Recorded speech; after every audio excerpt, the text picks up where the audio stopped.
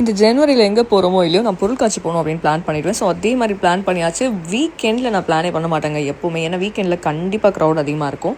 So week டேஸில் தான் plan பண்ணுவோம். ஸோ பொருட்காட்சி வீக் டேஸில் பிளான் பண்ணியாச்சு. ஃபேமிலியோட போகணும். 4 பேர் 120 டிக்கெட் ஆச்சு. எல்லாருமே அடல்ட் தான். ஸோ உள்ளே போனால் நம்ம மெயினாக போகிறது அந்த ஷாப்பிங் தாங்க. அங்கே இருக்கிற குட்டி குட்டி திங்ஸ் எல்லாம் வாங்கிட்டு அப்படியே ஜாலியாக வந்துட்டு ஒரு அப்பளத்தை போட்டுட்டு, அப்பளம் இல்லாமல் எப்படி பொருட்காட்சியில். ஸோ ஸ்நாக்ஸ் எல்லாமே முடிச்சுட்டு ஒரு 2-3 ரைட் மட்டும் தான் போவோம். எல்லா ரைடும் போகிறதுக்கு நான் குயின்ஸ்லேண்ட், கிஸ்கிந்தா அந்த மாதிரி இடம்னா நம்ம எல்லா ரைடும் போகலாம். ஸோ எங்கெல்லாம் வந்து எனக்கு ஜஸ்ட் ஒரே ஒரு ரைடு போனால் போதும். போயிட்டு அப்படி மேலே வந்து பார்த்தீங்களா எங்கள் அம்மா அப்பாவும் பாய் பாய் சொன்னாங்க.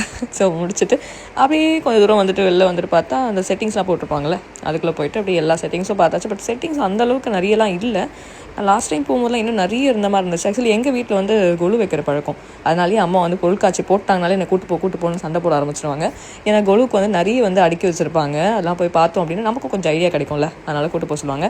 பட் இந்த செட்டிங்கில் எனக்கு ஓவரால் எல்லா செட்டிங்கும் பார்த்த வரைக்கும் எனக்கு அந்த கோவில் மட்டும் தான் எனக்கு ரொம்ப பிடிச்சிருந்துச்சு. மற்ற எதுவுமே அந்தளவுக்கு இருந்த மாதிரி தெரியல. பட் இந்த கோவிலில் வந்து உள்ள நிறைய செட்டிங்ஸ் பண்ணியிருந்தாங்க.